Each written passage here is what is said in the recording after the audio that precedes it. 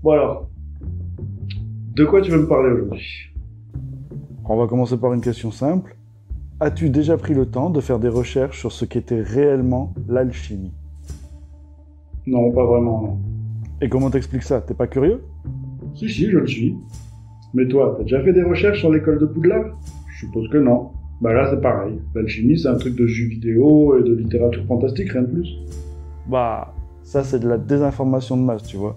L'alchimie, ça n'a strictement rien à voir avec le monde de la science-fiction. C'est même d'ailleurs tout le contraire. Mais bon, partons ensemble faire un voyage dans le temps, et après tu seras libre de faire tes propres recherches si tu as envie d'approfondir le sujet, ou bien de rester dans le monde de l'illusion.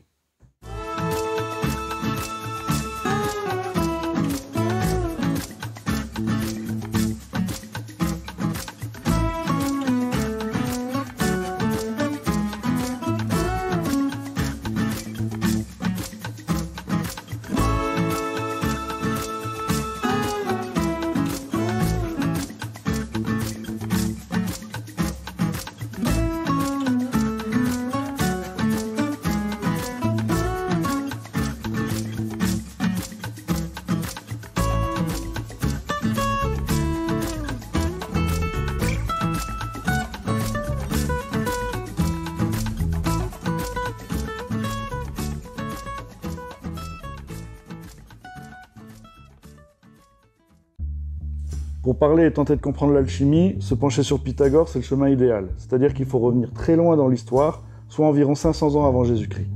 Ouais, le fameux théorème de Pythagore. Ouais, enfin ça c'est la cacahuète qui a bien voulu te lancer Fernand Nathan pour pas que tu sois totalement teubé, mais en occultant volontairement tout le reste pour pas que tu te mettes trop à réfléchir non plus. Attends, tu sous-entends quoi, là? On vous cacherait volontairement certaines connaissances? Ça serait quoi l'intérêt? Oula, t'emballe pas, va. Pour comprendre, faut déjà commencer par apprendre. Laisse-moi te raconter quelques faits dont Fernand Nathan a omis de nous parler, et ensuite tu pourras me poser toutes les questions que tu veux. Ok, fais-toi plaisir. Pythagore était le directeur d'une école. C'était en gros le Dumbledore de l'époque.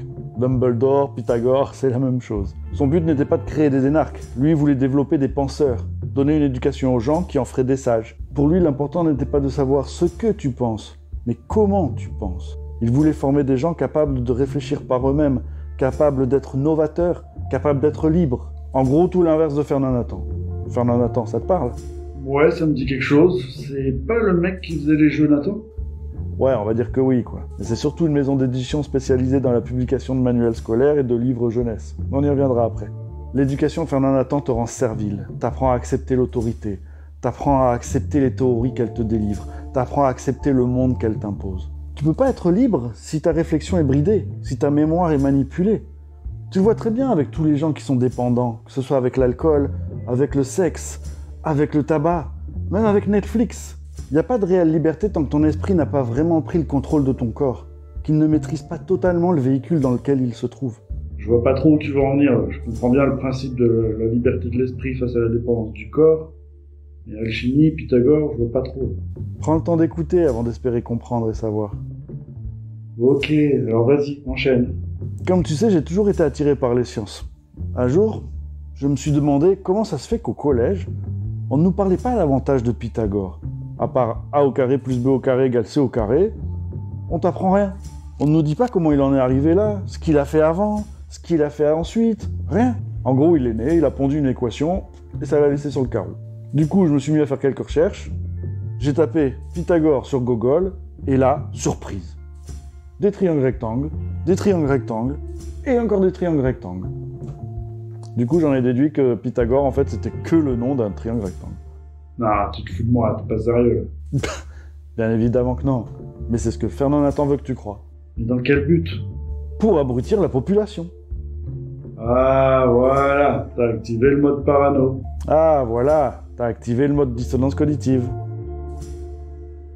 Laisse-moi tenter de te le démontrer, ok? Vas-y. Fernand Nathan a été fondé par des gens très riches, des oligarques, à la fin du 19e siècle, pour faire en sorte que tout le monde connaisse la même histoire, connaisse les mêmes maths, que tout le monde réfléchisse de façon similaire. C'est tout simplement du formatage. Tu peux dire ce que tu veux, n'empêche que le théorème de Pythagore est parfaitement fiable. Je prétends pas qu'il soit faux. Il est même tout ce qu'il y a de plus crédible. Eh ben alors, c'est quoi le souci? Le souci, c'est ça. Et ça, c'est la véritable histoire de Pythagore. celle qui serait totalement utile au commun des mortels, mais que Fernand Nathan te cache afin de limiter ton intellect, ta réflexion, ta logique. Pythagore enseignait évidemment la géométrie, mais également l'astronomie, les nombres, la musique, la logique, la rhétorique et même la grammaire. Pour lui, l'histoire en elle-même n'était pas vraiment intéressante. L'important était d'apprendre les choses immuables, les principes, les axiomes, toutes ces choses qui ne changent pas. Son enseignement se basait sur l'inchangé, sur l'observation et fonctionnement du monde. Pythagore était un alchimiste, tu comprends, à la base des axiomes. Et pour Pythagore, l'essentiel était d'entraîner l'esprit à raisonner en fonction de ces axiomes. L'extrême opposé de Fernand Nathan qui lui nous inonde d'informations instables, telles que l'histoire, qui change au gré des prétendues redécouvertes scientifiques, voire même qui change en fonction des gouvernements successifs, qui nous inonde d'hypothèses, de théories en tout genre, concernant tout ce qui touche au micro ou au macro, et donc qui dépasse notre perception. L'éducation Fernand Nathan se concentre sur tout ce qui est techniquement invérifiable pour le commun des mortels, le forçant à baser son savoir sur de simples croyances, sur ce qu'on veut bien lui raconter, ce qu'on veut bien lui dire, ce qu'on veut bien lui faire voir, sur ce qu'on veut bien lui imprimer dans le crâne, et non pas sur un réel apprentissage du monde qui nous entoure. Ça me rappelle une photo que j'avais vue dans un livre d'histoire en 5e. Les pyramides d'Égypte totalement encerclées par le désert. Pour découvrir à peine quelques années plus tard qu'en fait la ville se trouvait juste à leurs pieds. La confusion peut être une arme redoutable et très utile lorsqu'on veut semer la division. D'autant plus quand elle est semée dès le plus jeune âge. Bref, revenons-en à notre ami. Ça, par exemple, c'est le tétractys. Et à lui seul, il t'en apprend bien plus qu'une année complète de cours de chez Nathan. Ah, carrément. Ce tétractys signifie beaucoup de choses. Il explique les proportions qui décrivent les harmonies musicales, par exemple, en schématisant l'octave, la quarte ou encore la quinte. Pour Pythagore, c'est hyper important que tu médites sur ce schéma-là, parce qu'il te permet de comprendre les relations harmoniques basiques, mais également parce que c'est la base pour la compréhension du monde qui nous entoure. Le point du haut, c'est un axiome, c'est la loi de 1. Tout est unifié. Les 2 points suivants, c'est la loi de polarité. Tout est polarisé. Les 3 points qui suivent, c'est la loi de reproduction. Quand tu amènes le mâle et la femelle en présence l'un de l'autre, c'est comme ça que l'univers se développe et que d'ailleurs tout se développe. Et les 4 points du bas représentent les 4 éléments, parce que dans absolument tout, tu dois être capable de reconnaître les aspects élémentaires, les 4 fonctions élémentaires principales. Si tu avais été un étudiant de Pythagore, il aurait fallu que dans chaque situation, tu saches reconnaître les éléments, le principe de reproduction, le principe de polarité et le principe d'unité. Tout ça me paraît totalement inaccessible. Pas plus que d'apprendre le chinois en fait. C'est sûr qu'au départ, t'as l'impression de ne pas pouvoir en comprendre le moindre caractère, mais à force de travail et de persévérance, ça devient de plus en plus clair. Bon, sauf que pour l'alchimie, c'est vrai qu'on a le cerveau tellement inondé d'informations totalement inutiles et contradictoires que ça complique un peu les choses. C'est bien plus difficile d'apprendre quand il faut déjà commencer par désapprendre. Et Fernand Nathan, lui, nous a bien bourré le crâne, à coups de Lucie, de Mérovingien, de Big Bang, et avec tous ces jeux et ces livres-là qui traitent pratiquement que d'histoire, de faits instables qu'on ne peut pas prouver. Attends, il y a des scientifiques, des chercheurs, des écrits. Ouais, il y a des chercheurs, ouais. Des mecs qui ont écrit des livres sur des livres qu'ils avaient lus, écrits par des chercheurs qui avaient écrit des livres sur des livres qu'ils avaient lus. Si ça c'est base de preuve, ce sera bien drôle dans 200 ans quand on lira dans les livres que Superman a défié le Joker par amour pour Batman. Mais quel con. Ben quoi, c'est pas plus délirant que Moïse, Marie, Jésus-Christ, quand on y pense. Bah ça va, je te taquine. Tu sais, il est vraiment important de comprendre que c'est pas ce que tu penses qui importe, mais comment tu penses. Et aussi longtemps où on sera dans ces guéguerres sceptiques de la Terre est plate, mais non, elle est ronde, mais non, elle tourne pas, mais elle est beaucoup plus grande qu'on le dit, et tout ça. On sera toujours dans le conflit, et donc dans la division, et on n'atteindra jamais le haut du tétractys, à savoir l'unité. Ça fait plus d'un siècle que Fernand Nathan s'évertue à nous empêcher de raisonner, à faire de nous des gens serviles, des abrutis, prêts à croire tout ce que raconte la télévision, sans jamais poser la moindre question allant au-delà des frontières de la honte. Frontières de la honte ? Fernand Nathan t'empêche d'explorer au-delà des frontières de la honte. Regarde autour de toi, c'est comme ça qu'ils se débarrassent des complotistes. Oh, la Terre plate, les Illuminati, les francs-maçons, je peux pas parler de ça, arrête, c'est la honte, j'ai passé pour un teubé. Comme il y a la honte de se pencher sur ces sujets-là, les gens n'y vont pas, rejetant littéralement tous ces sujets, même quand ça concerne leurs propres gosses. La puce RFID, les vaccins, les réseaux pédocriminels, alors que c'est totalement l'inverse qu'on devrait faire. On devrait être curieux, on devrait explorer, chercher, essayer de détecter le vrai du faux par nous-mêmes et non pas répéter bêtement ce qu'on nous dit de penser et de croire en rejetant systématiquement le moindre sujet qui sort des frontières de notre modelage mental. Aussi longtemps que les gens ne parleront que de ce qui se passe à l'extérieur d'eux-mêmes, ils seront dans le conflit. C'est ça l'éducation, Fernand Nathan. On m'a appris que Napoléon était un gentil. Mais qu'est-ce que tu dis? Moi j'ai découvert que c'était un méchant. Soral est un antisémite. Mais qu'est-ce que tu dis? Soral, il dénonce juste les vrais complotistes. Jésus était Dieu. Mais comment Jésus peut être Dieu, vu qu'il prêchait la parole de Dieu? Eh bien tout ça, c'est du Fernand Nathan. Du conflit, de la division. On ne fait jamais attention à comment on raisonne. Il y a bien trop souvent aucun véritable feedback sur nous-mêmes. On entend, on lit, on voit, puis après on répète bêtement en pensant simplement détenir une vérité, la vérité. Avec l'éducation de Pythagore, c'est l'inverse. Rien ne sert de se focaliser sur la donnée. La donnée n'est pas importante. Ce qui est important, ce sont les axiomes, les principes, toutes ces choses qui sont immuables, qui ne changent pas. Le monde change. Les arbres vivent, puis meurent. Le soleil se lève, puis se couche. La lune vient, puis s'en va. La constante du changement est là, donc ça sert à rien de se focaliser sur ce qui change, vu que ça va changer continuellement. N'observe pas la plante, mais la plante au fil des saisons. Parce que les saisons vont revenir, et la plante poussera de la même manière. Ça, tu peux l'observer. Et là, il y a de l'information intéressante. Parce que si tu regardes la plante tous les jours pour voir si elle a grandi, ça va vite te saouler, et ça n'a pas vraiment d'intérêt. C'est tout cela, la façon de raisonner de Pythagore. Ne regarde pas la plante pousser, juste sache que les plantes sont dans des saisons. Et ne conteste pas la notion de saison, les saisons vont revenir. Le soleil va se lever demain, la lune va revenir selon son cycle. Étudie ces cycles, étudie ces choses constantes pour avoir de véritables points de repère dans le système dans lequel tu évolues qui soit constant. C'est ça, l'alchimie. Et Fernand Nathan, ça cherche à faire l'inverse. Ça cherche à nous donner des points de repère qui soient toujours en mouvement, qui soient instables, pour que nous soyons nous-mêmes instables. L'évolution. Est-ce que le monde évolue réellement? Bah, évidemment. La preuve, on est passé d'Australopithèque à Homo sapiens. Tu prends pour preuve un fait que tu n'as pas pu observer par toi-même. Tu es donc là, dans la simple croyance de ce qu'on t'a appris. Rien de plus.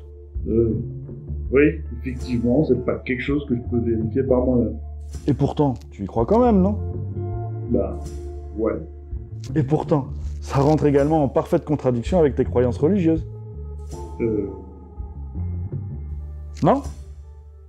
Déjà, je suis croyant, pas religieux. Puis les livres sont rédigés par la main de l'homme, donc il est fort probable que les textes écrits il y a plus de 2000 ans soient pas tout à fait les mêmes que ceux d'aujourd'hui.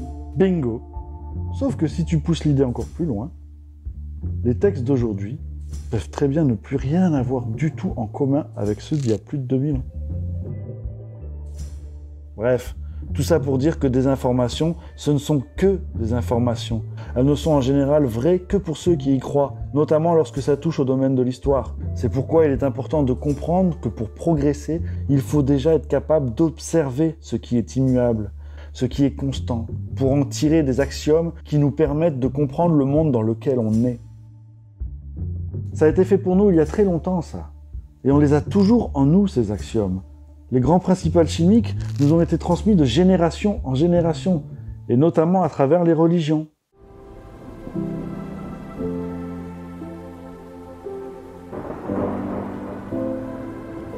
Et vois-tu, un des grands buts de Fernand Nathan, c'est que tu ne tombes jamais en contact avec tout ce que je viens de te décrire, la notion de principe immuable.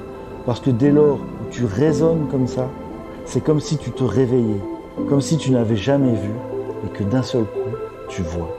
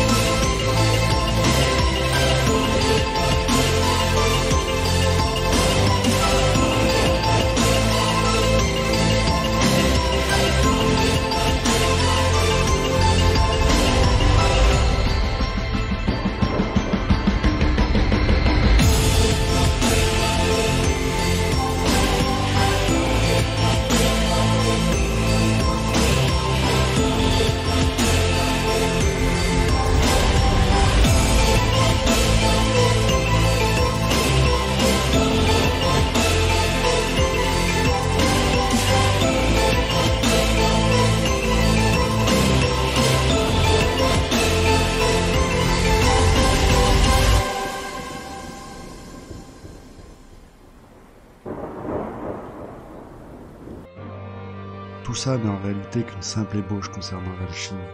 Et pour nous tous qui avons subi un formatage à la Fernand Nathan, tout ceci paraît extrêmement complexe. Aussi longtemps que l'esprit reste fermé, aussi longtemps que l'esprit n'accepte pas les axiomes, il est très compliqué de comprendre et d'expliquer ce qu'est l'alchimie. Il m'a fallu des livres et des livres, des heures et des heures de méditation, parfois pour ne parvenir à comprendre qu'une seule et unique phrase, pour enfin commencer à voir ce qu'était la Joconde de Vinci, par exemple, pour en déceler les proportions, pour en apercevoir les mesures et la géométrie sacrée. Et si Fernand Nathan n'avait pas bridé nos cerveaux depuis toutes ces années, depuis toutes ces décennies, nous serions tous capables de beaucoup plus. D'un point de vue intuitif, d'un point de vue de la compréhension du monde, d'un point de vue de la compréhension de nos vies. Il est temps de ne plus croire ce que nous pensons savoir, de nous remettre à apprendre, à redécouvrir, à approfondir, à expérimenter, pour ne plus vivre dans des croyances erronées qu'on nous a imposées. Nous avons tous un énorme potentiel qui a délibérément été enchaîné, et nous sommes tous capables de le libérer. Rendons à nos esprits le pouvoir qui est le leur, et retrouvons enfin notre liberté.